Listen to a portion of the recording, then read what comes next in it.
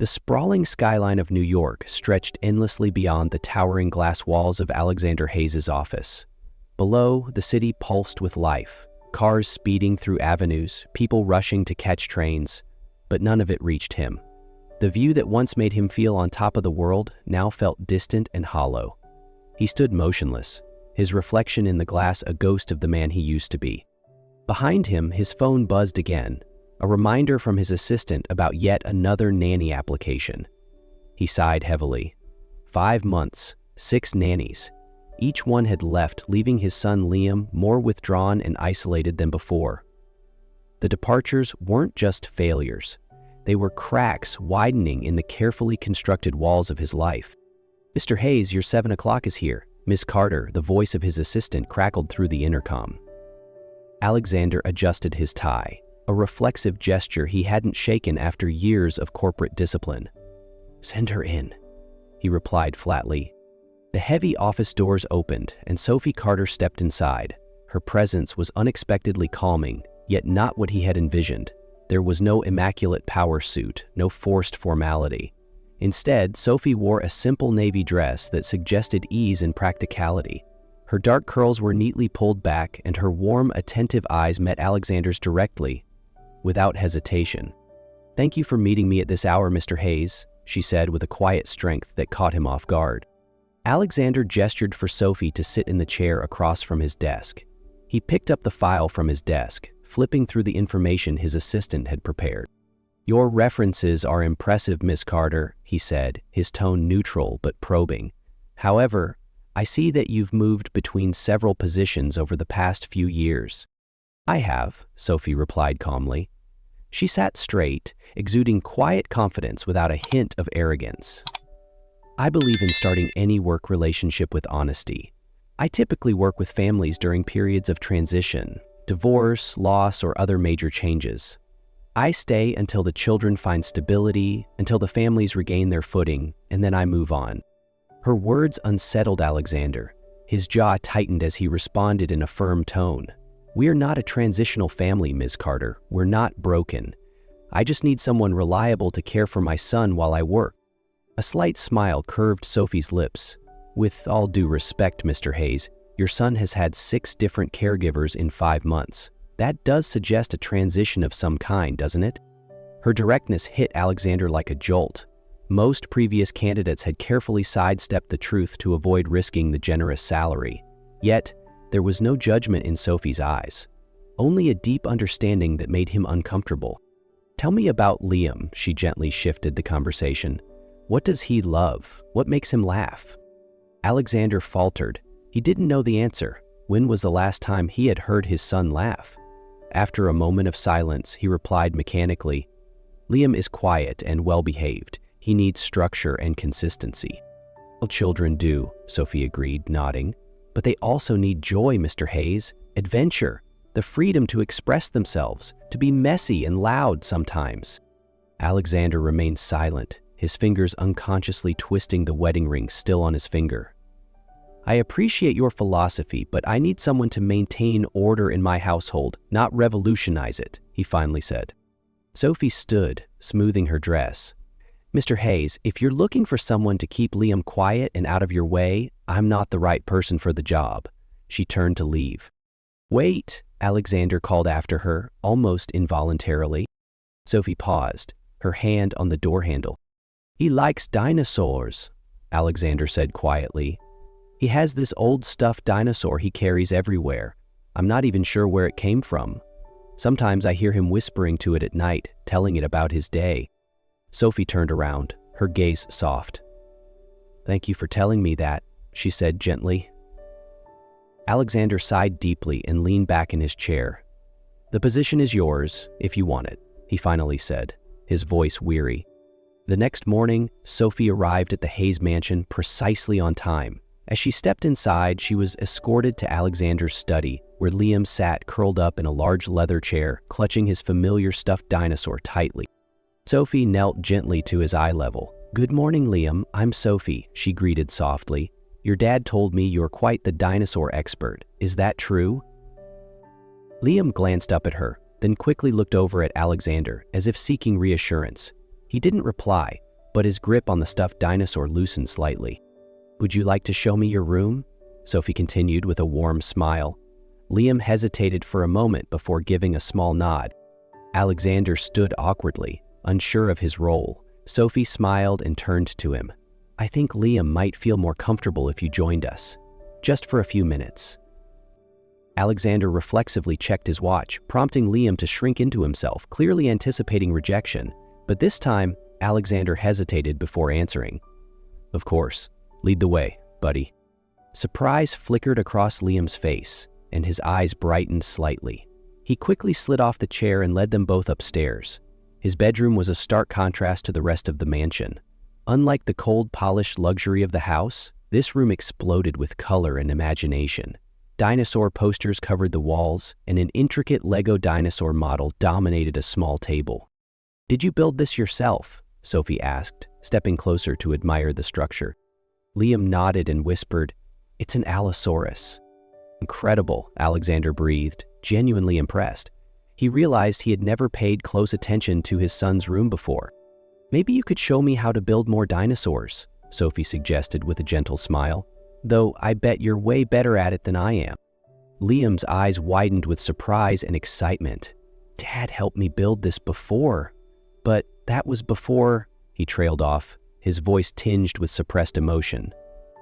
Alexander's heart clenched as he watched his son struggle to hold back the pain of their shared loss. "Maybe we can build something new together," Sophie suggested softly. A radiant smile broke across Liam's face, the first Alexander had seen in many long months. Alexander entered his study after hours and found Sophie standing silently before the wall of old photos of Isabel. Her eyes were fixed on a picture of Isabel smiling at the beach, lost in thought. "How do you know about these photos?" Alexander asked, his voice colder than usual. Sophie flinched slightly and turned to face him. "I didn't mean to intrude. I was just thinking about her." "Isabel," she replied hesitantly. Alexander stepped closer, narrowing his eyes. "You know too much about my wife. How do you know all these details?" Sophie took a deep breath, steadying herself. "I used to be a doctor at the hospital in Boston. I was the one on call when Isabel was brought in after her accident." Alexander froze, the words striking him like a physical blow. His breath came out in ragged gasps. You were there? You were her doctor?" He choked out, barely able to form the question. Sophie nodded slowly, her eyes glistening with guilt. "I couldn't save her," she whispered, her voice breaking. "But there's more. It wasn't an accident. Someone cut her brake lines." The world tilted violently around him. Alexander stumbled back, clutching the desk for support. His chest heaved as the weight of Sophie's words crushed down on him. No, you're telling me someone murdered my wife?" His voice cracked, filled with disbelief and rising fury. Sophie met his gaze steadily. "Yes, David Reed." The name hung in the air like a thunderclap. For a moment, Alexander could do nothing but stare at her, his mind refusing to process the betrayal. Alexander felt the room spin around him. "You're saying it was a setup? Who would do that?" "David Reed," Sophie answered, her tone hardening as she said the name. "Your CFO." Isabel found evidence of illegal transactions in the company accounts. She had scheduled a meeting with your lawyers the day of the crash. Alexander stumbled back a step, struggling to breathe. "David! No, that's impossible. He's my friend." "Sometimes the worst betrayal comes from those we trust the most," Sophie said quietly. "Why are you here, Sophie?" Alexander demanded after a long pause. "I wanted justice for Isabel," she replied, her voice trembling. "I spent 5 years investigating the truth, but after meeting Liam and you, I didn't just want revenge anymore. I wanted to protect you both."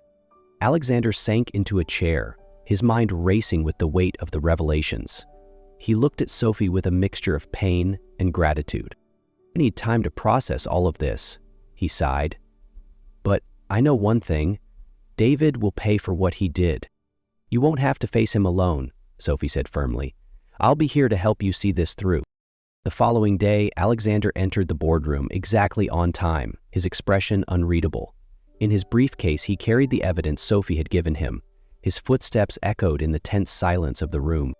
David Reed stood to greet him, offering a forced smile. "Alexander, I was starting to worry. We need to discuss the expansion plans in Asia." Alexander gave a curt nod and motioned for him to sit. "Before we discuss Asia, I believe the board members should review some crucial documents," he announced, pulling a file from his briefcase. He spoke clearly, his voice steady and cold. 5 years ago, my wife, Isabel Hayes, discovered a series of illegal financial transactions within the company accounts. She intended to present her findings to our legal team. He paused, locking eyes with David, who had gone pale. But she never made it to that meeting. Instead, she died in what I now know was a staged accident.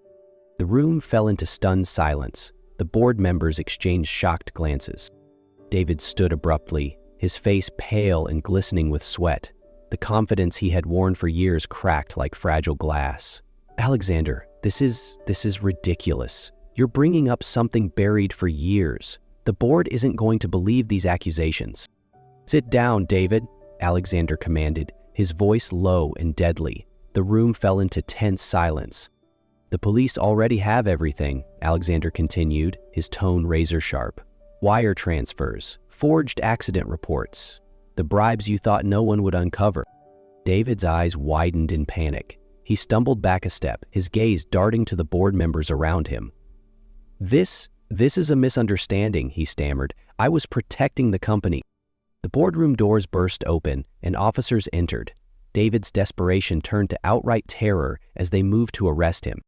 David's face drained of all color as the boardroom doors burst open and officers stepped in. His eyes darted around desperately, seeking an escape that didn't exist. The doors to the boardroom burst open as a team of officers entered. David panicked, but was quickly restrained and handcuffed on the spot. As he was being led past Alexander, David sneered bitterly. "I did this to protect the company. Isabel would have destroyed everything." Alexander met his gaze without flinching.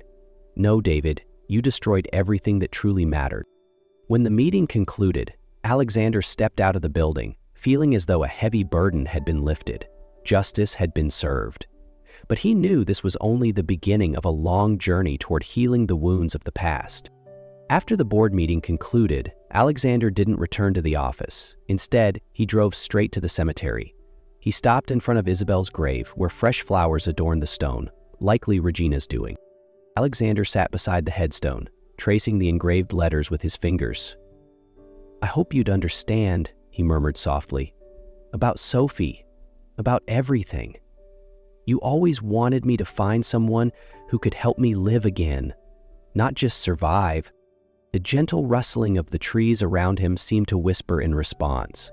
For the first time in years, Alexander felt a shift, like the weight of his grief was loosening, even if only slightly. His phone buzzed, pulling him from his thoughts. It was a photo from Sophie. In it, Liam stood proudly before a towering dinosaur skeleton, his face glowing with excitement.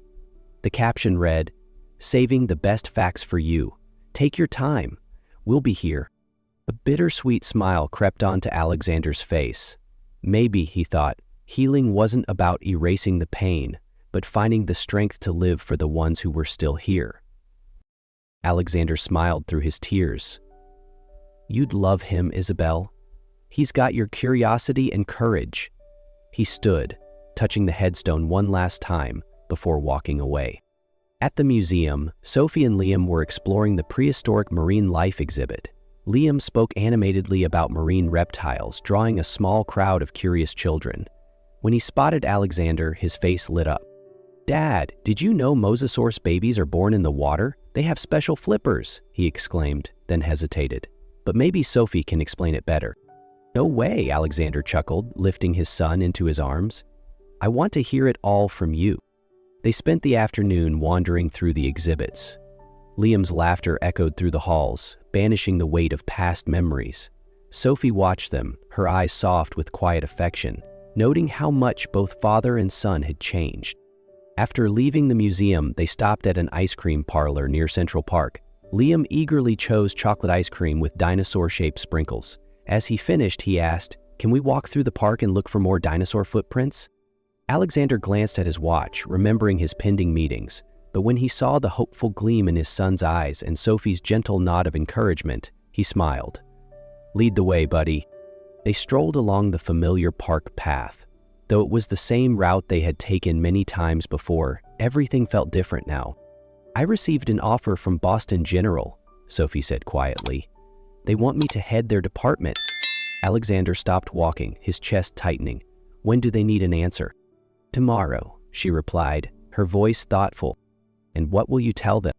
Sophie looked at Liam running ahead and then turned to face Alexander. "I already told them. I said no."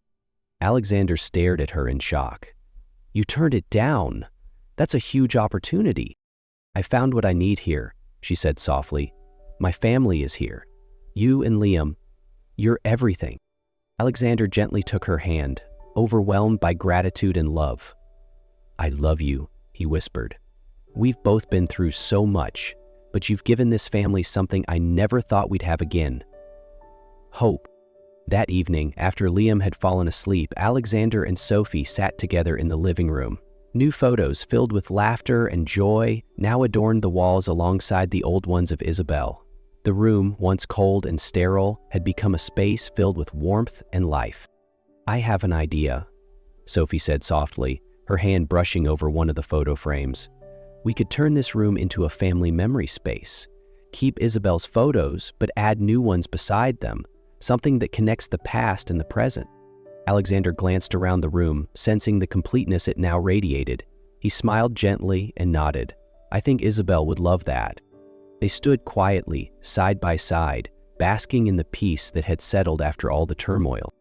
"I think you're ready to start writing a new chapter in your life," Alexander said, looking at her with unwavering trust.